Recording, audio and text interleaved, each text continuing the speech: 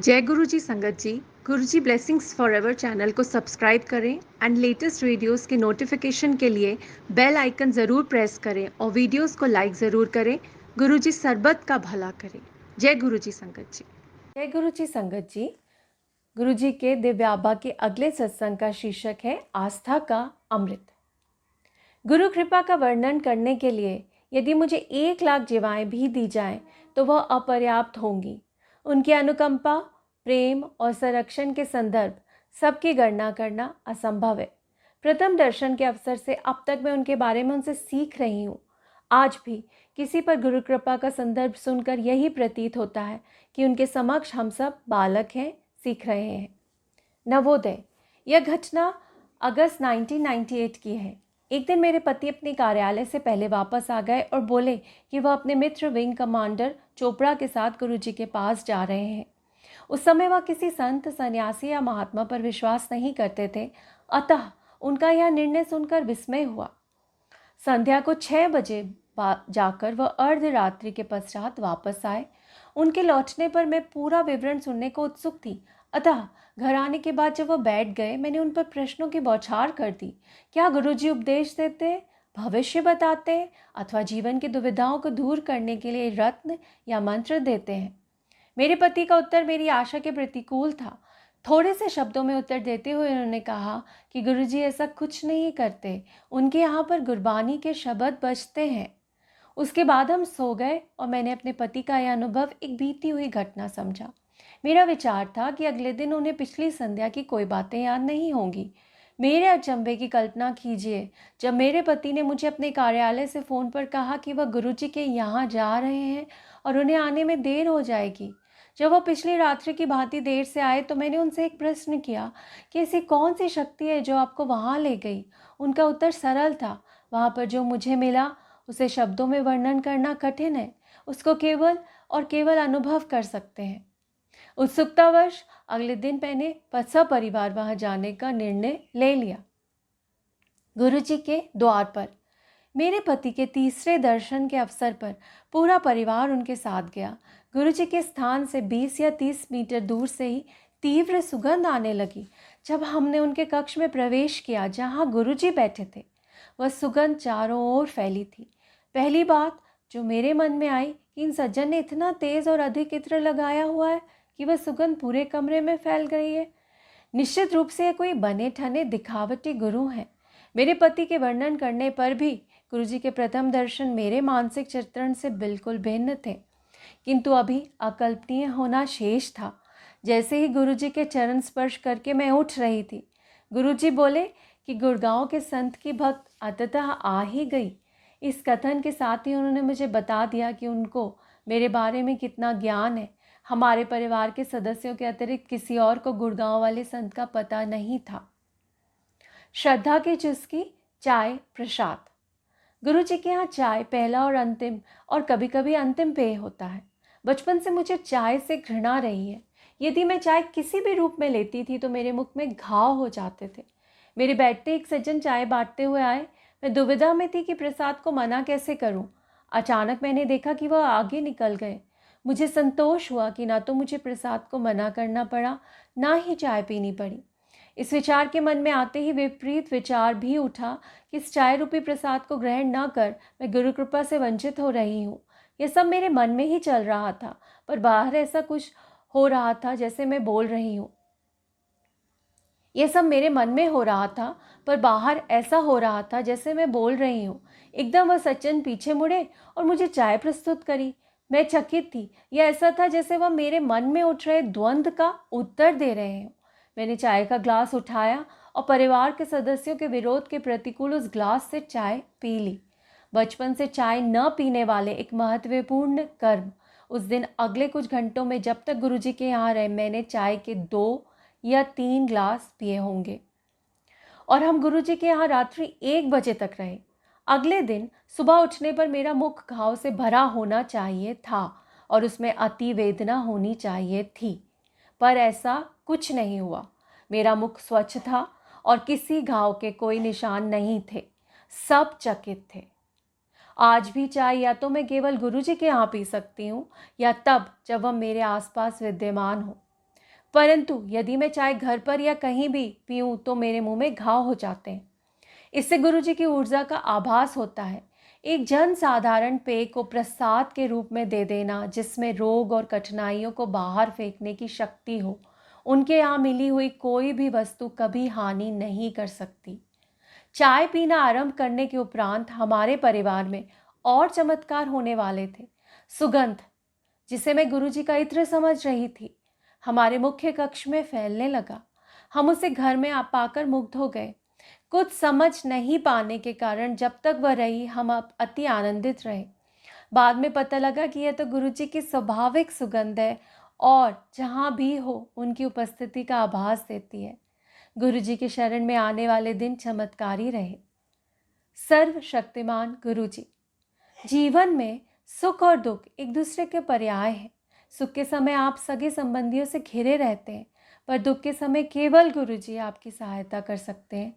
अन्य व्यक्ति चाहकर भी सहारा नहीं दे पाते, क्योंकि अक्सर परिस्थितियों को संभालने में वह उतने ही असमर्थ रहते हैं जितने स्वयं आप।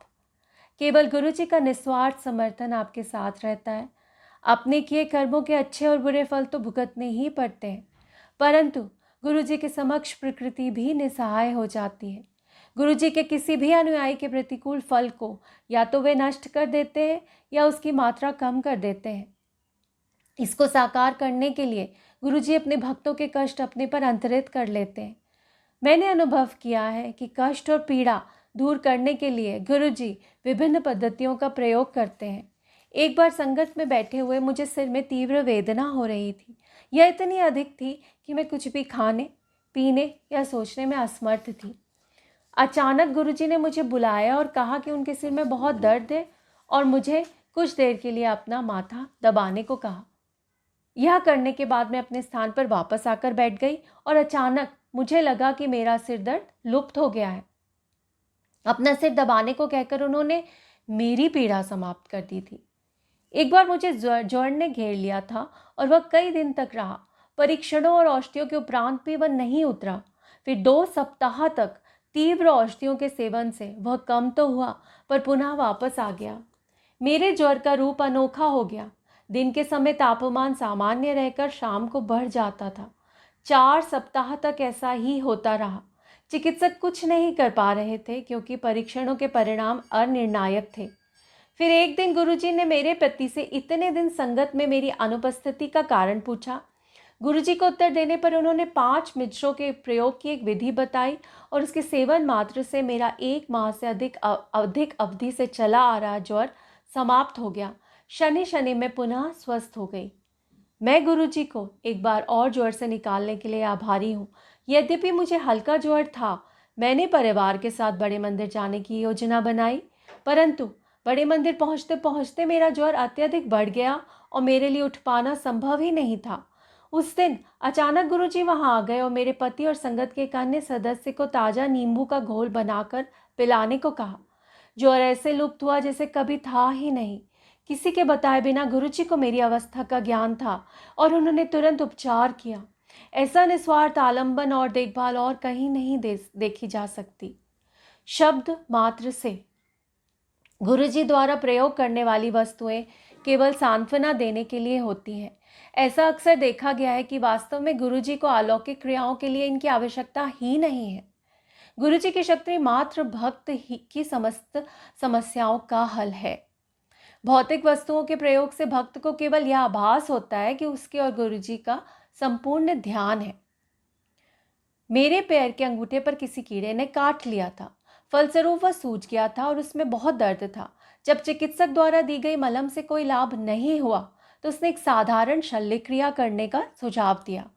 अचानक उसी दिन मेरे पति के बताए बिना गुरुजी ने मेरे पैर का हाल पूछा और वह पर्याप्त था। पैर की वेदना कम हो गई और उसमें बहुत लाभ हुआ। कुछ ही समय में उसके सब चिन्ह मिट गए। ऐसी है गुरुजी की क्षमता। इससे भी अधिक अचंभा हमें तब हुआ जब गुरुजी ने मुझे मधुमेह से मुक्त कर दिया। 1999 और 2000 के बीच में पता लगा कि मुझे यह रोग है। मधुमेह के बारे में सर्वविदित है कि इसका कोई इलाज ही नहीं है। इसको केवल सीमा बंधित किया जा सकता है, किंतु गुरुजी ने मुझे इस रोग से ही मुक्त कर दिया। कुछ ही मास में बिना औषधियों के, केवल गुरुजी की कृपा से मुझे इस रोग से मुक्ति मिल गई। गुरुजी के सादे ढंग से कहे गए शब्दों का अर्थ भी अति गूढ़ होता है। वास्तव में वह ब्रह्म के लिए आदेश होते हैं और यदि उनके शब्दों का पालन नहीं किया जाए तो फल अप्रिय हो सकता है। जब हमने गुरुजी के पास आना आरंभ किया था तो गुरुजी ने मेरे पति को सप्ताह में 3 बार सोम, बुध और शुक्र को आने को कहा। हमने उनके निर्देशों का पालन अवश्य किया, किंतु कम दिनों की पूर्ति करने के लिए घर से शीघ्र निकलना आरंभ किया। एक दिन जब हम 6 बजे ही पहुंच गए तो गुरुजी ने सत्संग के निर्धारित समय 8 बजे आने को कहा। आश्चर्यजनक रूप से उसके पश्चात ऐसा होने लगा कि हम वहां 8 बजे ही पहुंच पाते थे। एक बार हम घर से साय 6:30 बजे ही निकल पड़े, परंतु उस दिन वह 25 किलोमीटर का मार्ग इतना व्यस्त मिला कि हम 8 बजे ही पहुंच पाए। अचंभे की बात है कि घर से 7:30 बजे निकलने पर भी हम 8 बजे पहुंच जाते थे। लंगर से कृपा। हमारी मनोवृत्ति अनेक बार हमें ऐसे अनुभव करा देती है जो बाद में मूर्खतापूर्ण कर्म लगते हैं। एक बार मैंने ऐसा उपवास रखा हुआ था जिसमें अन्न निषेध था। उस दिन मैं मात्र फलाहार ले सकती थी। जब हम गुरुजी की संगत में पहुंचे तो मैंने निश्चय किया कि मैं आज लंगर नहीं करूंगी, क्योंकि उसमें रोटी होती है। मुझे आशा थी कि कोई इस पर ध्यान भी नहीं देगा। उस दिन 200 से अधिक श्रद्धालु थे और लंगर के 6 चक्र हुए थे, परंतु गुरुजी को इसका ज्ञान हो गया था और उन्होंने मुझे अंतिम चक्र में लंगर खाने को कहा। व्रत के नियम की अवहेलना नहीं करने की इच्छा से मैं प्रथम तल पर जाकर बैठ गई।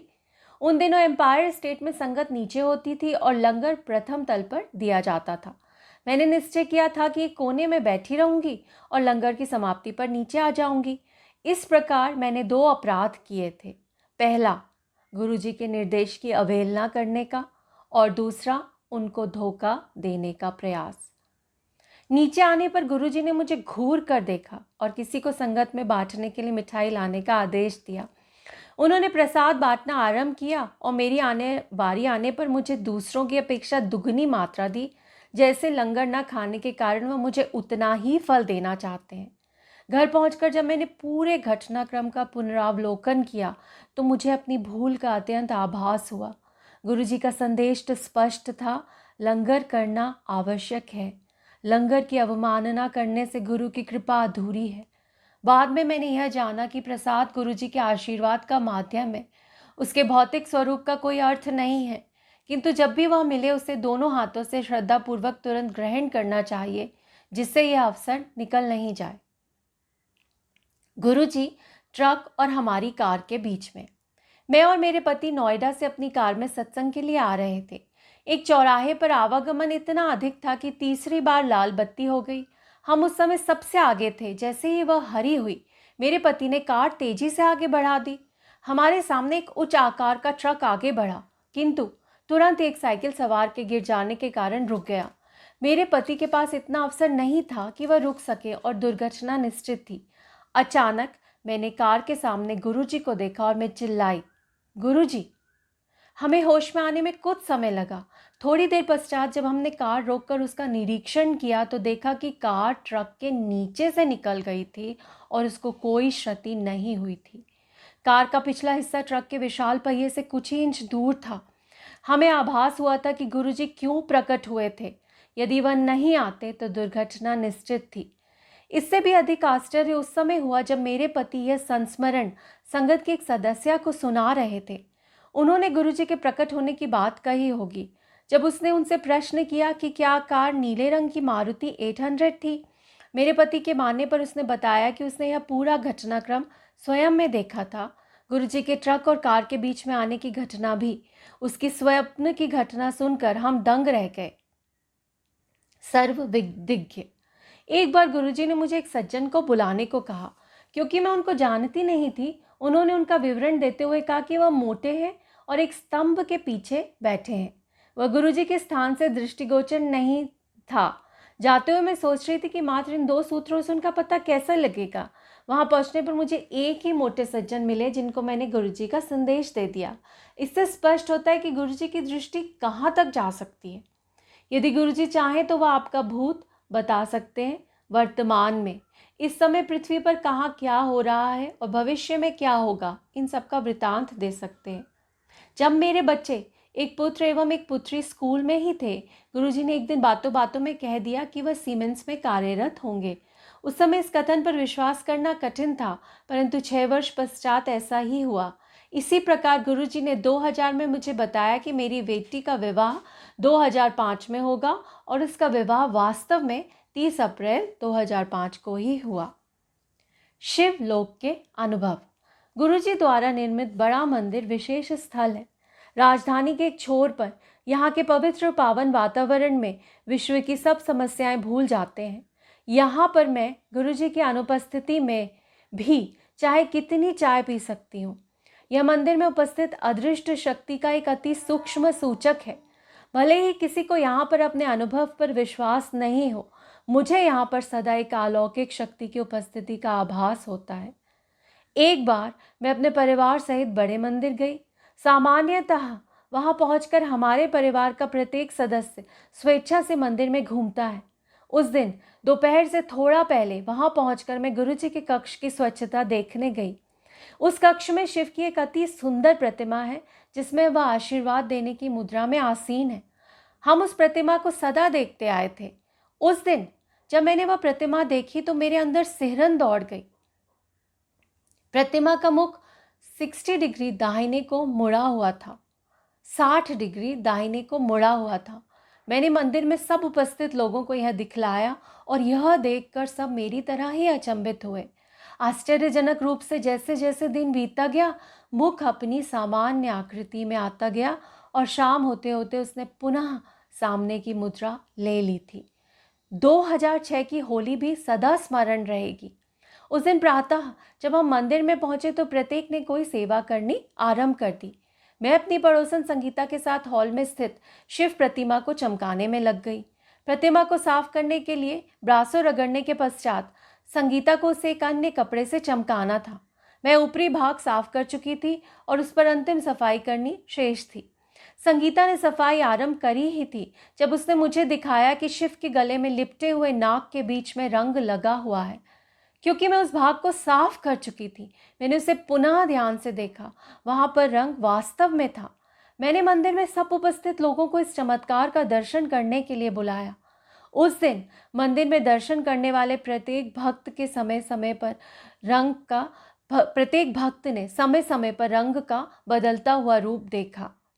यह सब प्रसंग गुरुजी की अभूतपूर्व प्रतिभा के संकेत मात्र हैं, किंतु वास्तव में वह इन सबसे सीमित नहीं है। उनकी अपार क्षमता हम साधारण मानव के लिए समझ पाना सहज नहीं है। हाथ जोड़ नतमस्तक हो मैं आभार प्रकट करती हूँ और उनसे विनम्र निवेदन करती हूँ कि पूरी संगत पर सदा अपनी कृपा बनाए रखें। ये था सत्संग संगत जी श्रीमती गौरी सिंगला जी का, जो कि गुड़गांव से है। जय गुरु जी संगत जी, अनंतम शुक्राना गुरु जी।